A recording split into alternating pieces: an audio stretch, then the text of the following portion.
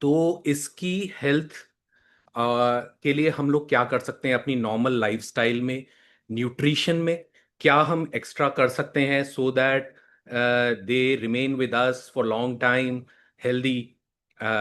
तो अगर हम देखें, तो अगर हम सबसे पहले आई का स्ट्रक्चर समझते हैं, आई के स्ट्रक्चर में सबसे फर्स्ट पार्ट जो हमें काली पुतली दिखती है उसको कॉर्निया बोलते हैं।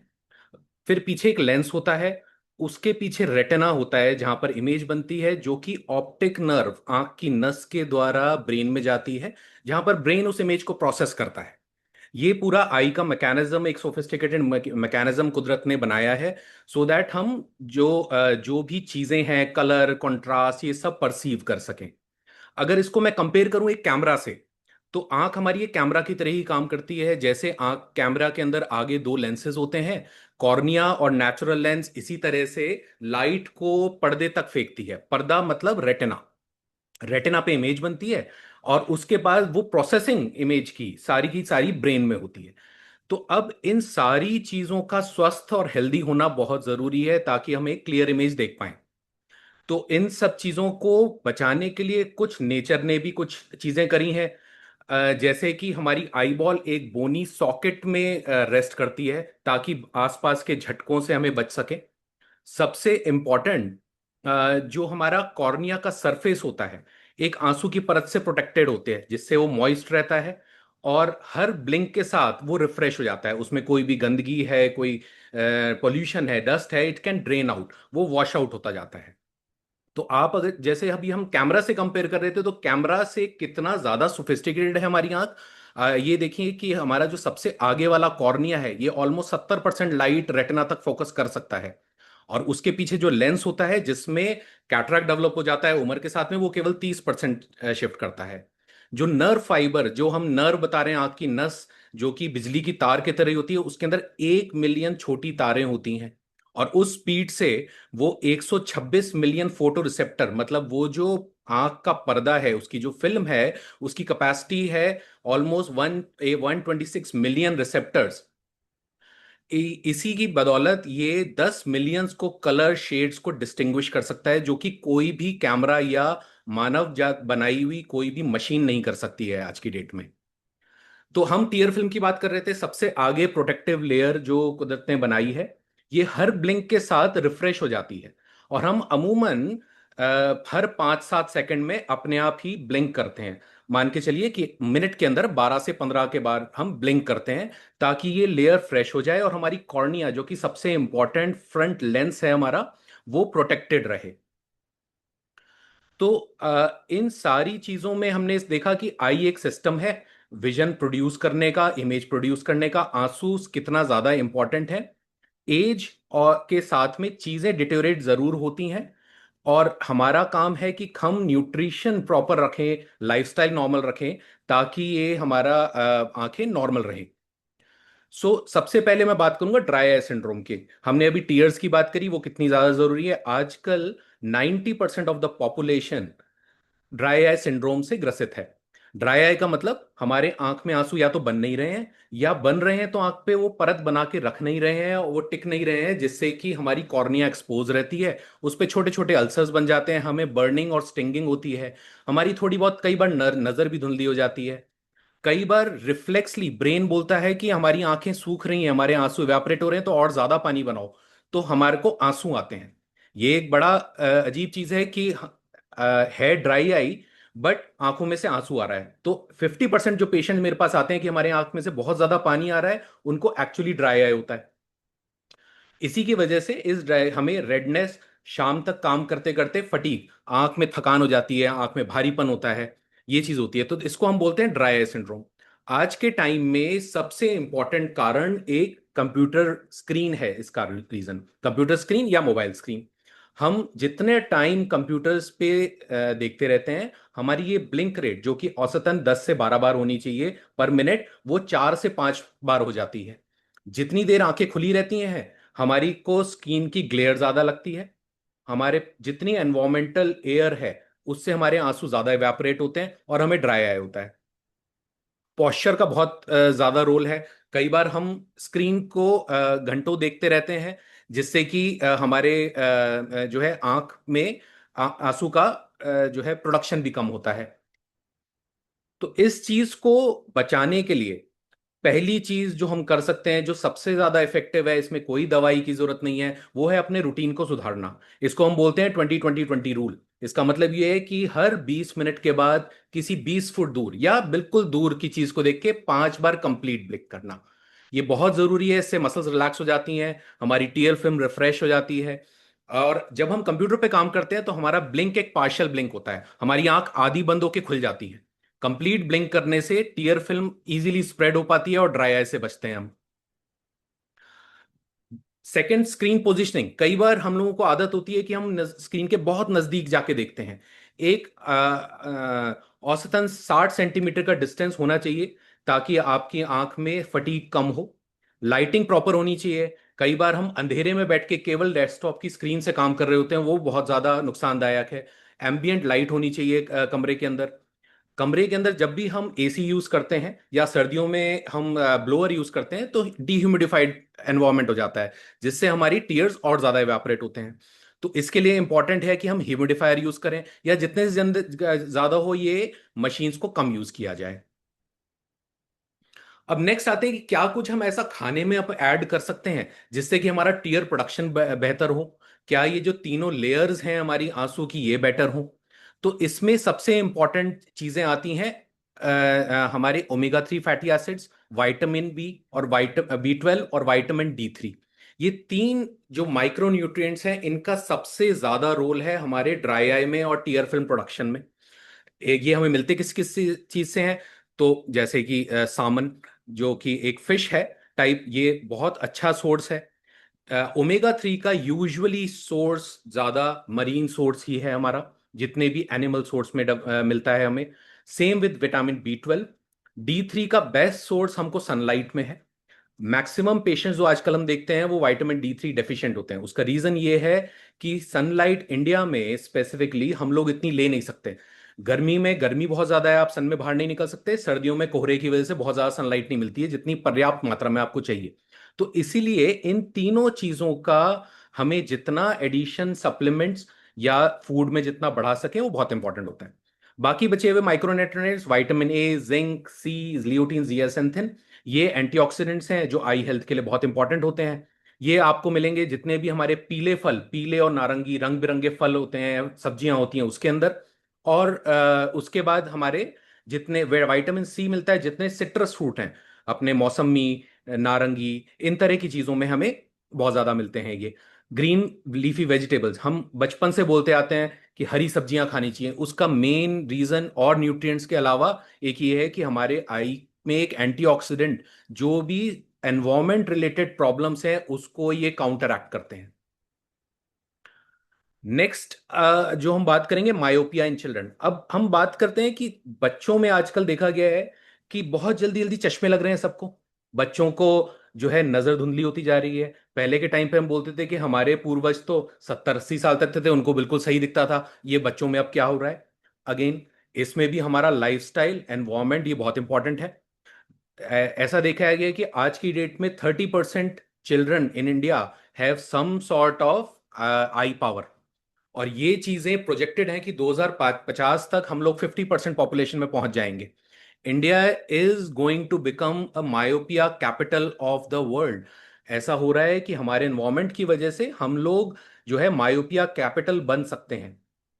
तो इसका मोस्ट इंपॉर्टेंट रीजन है स्क्रीन टाइम। आजकल बच्चों में स्क्रीन टाइम बहुत बढ़ गया है, जो हमारी एज पे जब हम बच्चे थे तब नहीं था। जितने टाइम स्क्रीन हम ज्यादा देखते हैं, बच्चे मोबाइल देख रहे हैं, ये उसमें वीडियोस देख रहे हैं, गेम्स खेल रहे हैं, सो वो एक मूविंग टारगेट पे नजदीक से बहुत फोकस कर रहे हैं। सो आप ये मानिए कि ब्रेन को आदत ही नहीं पड़ती है कि भाई दूर भी देखने की जरूरत है। बच्चे आजकल घर में बंद होके रह गए हैं।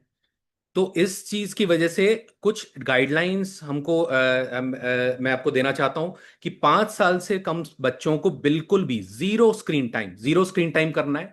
5 से 12 साल में maximum 1 to 2 hours in a day. इसके अंदर आपका स्कूल का काम भी आ जाता है, एंटरटेनमेंट भी आ जाता है, सब कुछ मिलाकर टीवी मोबाइल मिलाकर 2 घंटे से ज्यादा 12 साल का, 5 साल के बच्चे का 1 साल से ज्यादा नहीं होना चाहिए। अगेन 2020 रूल उनको भी सिखाइए। स्क्रीन्स हमारी लाइफ का पार्ट होने वाली हैं अब आगे। तो इसलिए बहुत इंपॉर्टेंट है कि ये हम लोग अभी से अपने लाइफस्टाइल में इनकॉर्पोरेट करें, ताकि इसके बारे में सोचना ना पड़े और ये 2020 रूल फॉलो हो। ठीक है। बाहर खेलना बहुत जरूरी है। जितना बाहर देखते हैं ब्रेन को आदत मिलती है, ब्रेन को ट्रेनिंग मिलती है कि हाँ, हमारी नजर को दूर भी देखने की जरूरत है। केवल हमारा दायरा इतना छोटा, ये 60 सेंटीमीटर का नहीं है। ठीक है। तो इट इज वेरी इंपॉर्टेंट कि बच्चे बाहर खेलें। स्काई विजन इसको हम बोलते हैं। स्काई, सूरज, सूरज को डायरेक्ट ना देखें लेकिन आसमान में देखें, है ना, वो बहुत जरूरी है देखना। अब न्यूट्रिशन की सब लोग परेशान होते हैं, बच्चे को उससे क्या खिलाएं कि चश्मा ना लगे। चश्मा का हमारा लाइफस्टाइल से रिलेटेड है। बाकी आई हेल्थ ग्रोथ के लिए vitamin A, this is very important.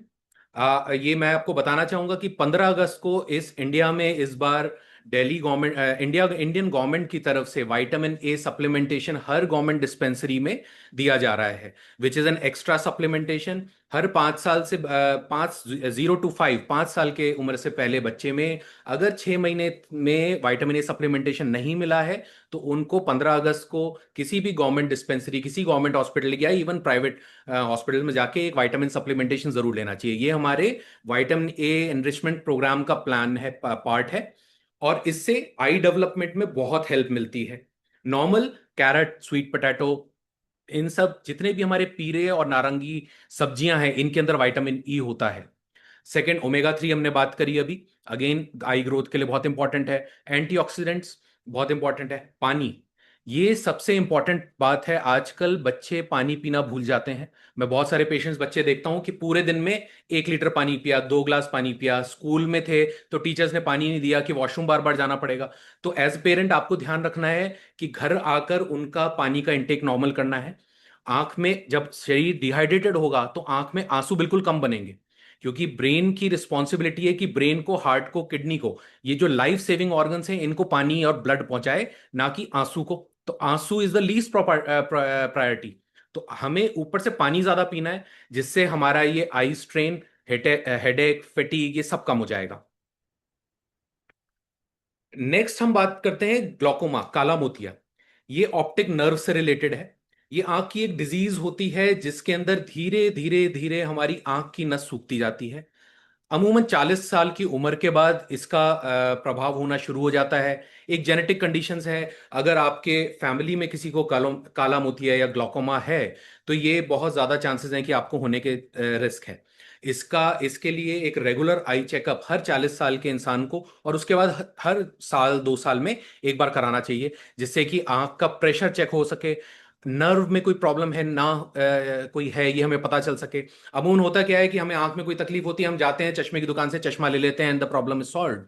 But वो ठीक है, चश्मे की दिक्कत है, आपको शायद साल में 2 बार चश्मे वाले के पास जाना पड़ेगा। बट साल में एक बार एक आई डॉक्टर से कंप्लीट आई चेकअप कराइए। एक ही बार देखने में tier film, cornea, retina, nerve, ये बहुत सारी चीजों का इवैल्यूएशन हो जाता है और आगे आने वाली प्रॉब्लम से आप बच सकते हैं। ग्लॉकोमा का इफेक्ट जनरली 60-70 साल की उम्र पे आता है। दिक्कत यह है कि जब ये इसका इफेक्ट आ जाता है, जब इसका नजर कम हो जाती है, तो इसका ट्रीटमेंट नहीं है। यहां नहीं है, इंडिया में, बाहर किसी भी कंट्री में कहीं भी नहीं है। इसमें होता क्या है कि सेंट्रल विजन, अगर आपको पूरा इस पर ये जो रेक्टेंगुलर एरिया है, इसमें पूरा एक विजन दिखना चाहिए, तो धीरे धीरे धीरे धीरे आपकी नजर सक्रिय होती जाती है, आपको बिल्कुल बीच का दिखने लगता है, तो आपको महसूस नहीं होता है कि आपकी नजर कम हो रही है। बिना जांचों के, बिना चेकअप के ये पता नहीं चल सकता है। इसको हम टनल विजन बोलते हैं। सेंट्रल विजन सबसे लास्ट में जाती है, और जब तक ये पहुंचती है तो उसके बाद ट्रीटमेंट नहीं बचता। इसका कोई वार्निंग साइन नहीं है, कोई पेन नहीं होता। हाँ, हम अपनी डाइट में शुरू से कुछ एंटीऑक्सीडेंट्स, कुछ सप्लीमेंट्स, ये हम लेके चलें, तो इसके होने के चांसेस कम हो जाते हैं। बट हाँ, ये नहीं हो सकता कि अगर हम ये सप्लीमेंट्स भी लें, हम डाइट भी अच्छी रखें और हम चेकअप भूल जाएं। तो बैक्टीशियम एंड जिंको बायलोबा, ये दो सप्लीमेंट स्पेसिफिकली हैं जो ऑप्टिक नर्व फ्लो को बढ़ाते हैं, ऑप्टिक नर्व की जो ब्लड सप्लाई है उसको इंप्रूव करते हैं, जिससे कि आपके न्यूरॉन्स, जैसा मैंने बताया था कि उसके अंदर 10 मिलियन तार हैं, वो छोटी छोटी तारों की हेल्थ नॉर्मल रहे और वो हेल्दी रहें। कोएंजाइम Q10, ये एक अनदर एंजाइम है जो सेलुलर एनर्जी, जो हमारे एटीपी आपके उन तारों के थ्रू इंफॉर्मेशन ट्रैवल कर रहे हैं उसके लिए जरूरी होता है। तो ये लेना भी बहुत जरूरी है। Omega 3 again very important for I health. क्या कुछ न्यूरो प्रोटेक्टिव फ्रूट फूड्स भी हैं? तो अगेन, हरी सब्जियां मैं हर स्लाइड में बोलूंगा, क्योंकि हरी सब्जियों में वो सारे ऐसे माइक्रो न्यूट्रिएंट्स हैं जो हमारे दादा नानी सब बोलते आते रहे, और उसके अंदर हमारी ये जितने प्रोटेक्शन हैं ये होती रही। अगेन, नॉन वेजिटेरियंस में एक fish is a very good source of omega 3 and these kind of nutrients. Berries India में कम होती हैं, मिलने लगी हैं, बट जहां तक मिले, बेरीज, ब्लूबेरीज ये बहुत अच्छी रहती हैं। जितने नट्स हैं हमारे, जितने भी तरह के नट्स हैं, जितने हमारे बादाम, चिलगोजे, ये बहुत अच्छे होते हैं आंख के लिए, और ये न्यूरो प्रोटेक्शन में बहुत हेल्प करते हैं। अब सबसे इंपॉर्टेंट नेक्स्ट कंडीशन में आता हूं, रेटिनल डीजनरेशन। डीजनरेशन का मतलब होता है एक एजिंग प्रोसेस। जैसे जैसे हम बूढ़े हो रहे हैं, हमारे हर सेल का डीजनरेशन हो रहा है। ये कुदरत ने एक एजिंग प्रोसेस बनाया है। बट क्या कुछ ऐसा हो रहा है कि हमारे एनवायरमेंट जो कि डिग्रेड हो गया है, ना खाना अच्छा है, ना हवा साफ है, और उसकी वजह से क्या हम जल्दी एज कर रहे हैं? Retinal degeneration is one of the most important factor, जो हम हमें हमारी आंखों को जरूरत से पहले या टाइम से पहले ही वीक कर रही हैं। तो ये फैक्टर है जिसमें पर्दा, जहां पर फोटो रिसेप्टर्स हैं जो कि इमेज को प्रोसेस करते हैं, उनका सेल डैमेज होता है, और उम्र से पहले होता है।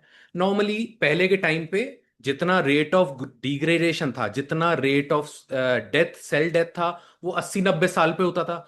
तब तक शायद अमूमन एक नॉर्मल इंसान की जिंदगी पूरी हो चुकी होती थी। आजकल ये चीजें 60 साल पे हो रही हैं। मेडिकल साइंस और जनरली हमारी अवेयरनेस की वजह से लाइफ एक्सपेक्टेंसी बढ़ रही है। तो लास्ट के जो आपके 30 से 40 साल हैं, जिसमें आपको अपने सेंसेस, नर्व्स की, विजन की सबसे ज्यादा जरूरत पड़ेगी, जब आपकी हड्डियां कमजोर होंगी, क्योंकि एजिंग प्रोसेस है, तब आपके अपने सेंसेस पे, आपके कान, आपकी सूंघने की शक्ति, आपकी टच, आपकी विजन, इस पे आप बहुत ज्यादा डिपेंडेंट होते हैं। तब ये आपका साथ ना छोड़ दें, उसके लिए आपको 40 की उम्र के साथ ही प्लान करना पड़ेगा। अब हमारी आंखों में इसके सिम्टम्स क्या होते हैं? विट्रस डीजनरेशन का सबसे पहला सिम्टम होता है फ्लोटर्स। कई बार हम बोलते हैं कि हमें आंख में उड़ते हुए पतंगे से दिख रहे हैं, मक्खियां दिख रही हैं। तो ये आंख के अंदर एक विट्रस, पर्दे के आगे एक जेली होती है, न्यूट्रिएंट जेली, वो धीरे धीरे धीरे पतली होती चली जाती है, मतलब उसका डीजनरेशन होता जाता है, वो पानी बनता जाता है। तो वो जब वो पानी बनता है तो उसकी परछाइयां पर्दे पे पड़ती हैं। तो ये एक साइन है। कई बार रेटिना में वीक एरियाज भी डेवलप हो जाते हैं इनके साथ में। तो एक रेटिना चेकअप अगर कभी भी दिखे तो बहुत जरूरी है कि वो चेक करा जाए कि कहीं ऐसा तो नहीं है हमारा रेटिना जरूरत से जल्दी ही कमजोर हो रहा हो उसके अंदर। तो ये जनरली खुले आसमान में या आप पीछे ब्राइट बैकग्राउंड के अगेंस्ट देखेंगे तो आपको दिखेगा। 90% टाइम ये नॉर्मल होता है, नॉर्मल एजिंग प्रोसेस होता है, और इसमें कोई नुकसान वाली चीज नहीं है। ज्यादा खतरनाक चीज होती है एज रिलेटेड मैक्यूलर डीजनरेशन, मतलब कि हमारे जो फोटो रिसेप्टर्स हैं ये डैमेज होने से स्टार्ट हो जाते हैं। तो अब काला मोतिया में मैंने बताया था कि पेरिफेरल विजन, हमारी जो आसपास की विजन है वो खराब होती है। हम सामने किसी का चेहरा पहचानते रहते हैं, यहां पर उल्टा होता है। यहां पर हम जहां चीज पे फोकस करना चाहते हैं वही चीज सबसे पहले डैमेज होती है, और आसपास की चीजें दिखती रहती हैं, जैसे कि फर्स्ट इमेज में दिखा है आपको। या फिर हम जो चीज देखना चाह रहे हैं वो एक सीधी लाइन की जगह एक टेढ़ी मेढ़ी लाइन दिखती है। सीढ़ियां उतरने में, स्ट्रेट लाइन में चलने में बहुत दिक्कत होती है। चेक पे साइन करने में बहुत प्रॉब्लम होती है। थर्ड चीज, identifying, difficulty in identifying your loved ones. आप अपने बच्चों के, पोतों के चेहरे अच्छी तरह से नहीं देख पाते, क्योंकि वही फोकस एरिया है, वहीं पर फोटो रिसेप्टर सेल्स डैमेज हो गए हैं। तो बचाने के लिए क्या करना है? इस प्रोटेक्टिव लेयर को हम मैक्युलर पिगमेंट बोलते हैं, जो फोटो रिसेप्टर लेयर के ऊपर होती है। इस पिगमेंट्स में कैरोटेनॉइड्स होते हैं। ये रिस्पॉन्सिबल होते हैं कि जनरली जो हमारी धूप की अल्ट्रावायलेट रेस होती हैं, इससे हमारे पर्दे के फोटो रिसेप्टर, उन सेल्स को बचा के रखे। तो carotenoids are the most important substance जो कि हम अपने शरीर में डाल सकते हैं, जो कि हमारी इस रेटिनल डिजेनरेशन को बचा सके। यूवी रेस की वजह से ये डैमेज होती हैं। तो जितनी बार भी सन में निकले, हमें एक यूवी प्रोटेक्टिंग सनग्लासेस पहनने हैं। और ये चीज हमें बचपन से करनी है। बच्चों से आदत डालनी है कि हमें सनलाइट में बिना यूवी प्रोटेक्टिव सनग्लासेस से नहीं डालना है। ये 40 साल करीबी मेहनत लास्ट के 40 साल मदद करती है बहुत। जो ये मैक्यूला है इसके अंदर ये जो यूवी रेज होती हैं ये हाई एनर्जी ब्लू लाइट्स होती हैं। तो सनग्लासेस के साथ में आजकल नॉर्मल ग्लासेस में भी UV protecting and blue light filters होते हैं। अगेन ये रेटिना को डैमेज होने से बचाते हैं। तो इसीलिए बहुत इंपॉर्टेंट है कि जब भी जाएं या तो सनग्लासेस लगाएं या अपने आंखों को ढक लें, कैप लगाकर, स्कार्फ लगाकर, उस तरह से। स्मोकिंग। स्मोकिंग एक ऐसा पदार्थ है जो कि इन कैरोटेनॉइड्स को डिप्लीट करता है। जब स्मोकिंग से ये डिप्लीट हो गया तो आपका जो कुदरती बैरियर है ये खत्म हो गया, एंड आप इनविटेशन दे रहे हैं अपने उन सनलाइट के यूवी रेज को अपने रेटिना को डैमेज करने के लिए। ये हमने डैमेज से तो बचा लिया, बट क्या हमें कुछ एंटीऑक्सीडेंट्स हैं जो हमें स्टार्ट करने चाहिए? यस। ये जो डैमेज फोटो रिसेप्टर्स का और मैक्युला पिगमेंट का हो रहा है, this is known as a free radical damage. जितनी भी एनवायरमेंटल कंडीशंस हमने बोली, माइक्रोप्लास्टिक्स हो गए, एनवायरमेंट में जितनी डस्ट है, ये जितने कार्बन है, जो हम बोल रहे हैं कि पानी साफ नहीं है, हवा साफ नहीं है, ये क्या करता है? ये फ्री रेडिकल्स जनरेट करता है बॉडी के अंदर, एंड ये जाके इन सेंसिटिव एरियाज पे डैमेज करता है। मेरी मसल पे भी डैमेज कर रहा है, हड्डी पे भी कर रहा है, बट मसल और हड्डी बहुत ज्यादा है, उसमें डैमेज इतना ज्यादा महसूस नहीं होता। This is a photo receptor, मतलब आपके कैमरा पे, अगर आपके फोन के कैमरा पे हल्का सा भी एक फिंगरप्रिंट लग जाता है तो आपकी इमेज धुंधली आती है। तो इसीलिए आप सोचिए कि अगर आपके जो कुदरती आपका फोटो रिसेप्टर है उसके ऊपर डैमेज हुआ तो आपकी विजन कितनी डैमेज होगी। तो इस केस में एंटीऑक्सीडेंट्स हमें रेगुलरली लेने चाहिए, in form of food, in form of supplements. तो एक स्टडी हुई है जो मोस्ट पॉपुलर स्टडी है, ARDS study. It has a clinical proof that taking antioxidants regularly reduces आपका 25% तक AMD प्रोग्रेशन को स्लो कर देता है। आज की डेट में हमारे पास एंटीऑक्सीडेंट्स ही अकेला जरिया है जो कि हम मैकुलर डीजनरेशन को बचा सकते हैं। शुरुआत जवानी से ही करनी पड़ेगी ताकि लास्ट के जो बुढ़ापे के जो साल हैं हमारे, उसमें ये प्रॉब्लम ना डेवलप हो। ठीक है। इसमें दो सबसे इंपॉर्टेंट मटेरियल कंपोनेंट्स हैं जिसको ल्यूटीन एंड जियाजेंथिन बोलते हैं। ये पता भी ऐसे ही चला कि मैकुलर पिगमेंट को जब स्टडी किया गया तो इसमें पाया गया कि ल्यूटीन और जियाजेंथिन की मात्रा इसके अंदर बहुत ज्यादा थी। तो हमें ये ल्यूटीन जियाजेंथिन अगेन फिर हरी सब्जियों से मिलता है। ठीक है। पीले फल, रंगीन सब्जियां, इन सबसे मिलता है। कैरेट्स में कैरेटेनॉइड सबसे ज्यादा होते हैं। जिंक, अगेन जिंक और विटामिन सी का भी रोल है, कम रोल है। जैसे कि हमारी पूरी आई हेल्थ में है, ज्यादा रोल हमारा कैरेटेनॉइड जो सबसे ज्यादा कैरेट से मिलता है, ल्यूटीन से, हमारी हरी पत्ती वाली सब्जियों से मिलती है। तो बात ये आती है कि भाई मैं हरी सब्जियां खा लूंगा, मैं तो वेजिटेरियन हूं, मुझे बहुत शौक है, मैं गाजर खा लूंगा, मुझे क्या जरूरत है सप्लीमेंट्स लेने की? हम्म। तो नेक्स्ट जो है, अगेन हमने फिश, आलमंड्स, इन सब की भी बात करी कि मैं तो ठीक है, हमारे घर में हम संपन्न परिवार के हैं, हमें जो है बादाम भी खा सकते हैं, हम चिलगोजे भी खा सकते हैं, सब कुछ, कोई कमी नहीं है, बिल्कुल ठीक है। बट क्या आप जानते हैं कि इन सब के साथ में भी ये जो सप्लीमेंट्स हैं लेना बहुत जरूरी है। रीजन बीइंग कि अमूमन आपको 250 ग्राम पालक खानी पड़ेगी, तब जाके 10 मिलीग्राम आपको ल्यूटीन मिलेगा, और वो डेली खाना पड़ेगा। ऐसा नहीं है कि आज मैं 1 किलो पालक लाया, आज मैंने साग बनाया खाया, मेरा महीने का काम हो गया, नहीं। हम अमूमन ऐसे ही करते हैं, महीने में या 15 दिन में एक बार साग बनता है, वो गलत गलत है।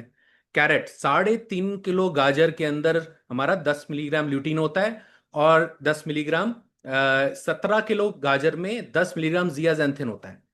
मुझे नहीं लगता मैंने कभी भी एक साथ हलवे में 3.5 किलो का हलवा भी खाया होगा, गाजर तो दूर की बात है। तो इसीलिए कहने का मतलब ये है, and this is a daily requirement, कहने का मतलब ये है कि खाने में ये सारी चीजें हैं, नो डाउट, खाने की चीजें, नेचुरल चीजें एक सुपीरियर सोर्स हैं, बट इनमें ये पिगमेंट्स इतने नहीं होते कि हमारी डेली रिक्वायरमेंट को पूरा कर सके। तो इसीलिए जरूरत है कि हमें थोड़ा सप्लीमेंट करना पड़ेगा साथ में। तो जैसे हमने यहाँ पर देखा, उसाना का एक vision X, we have a tablet. तो इसके अंदर अगर हम 2 टैबलेट लेते हैं तो it has a total 12 milligram of carotenoids, which is the ideal recommended dose.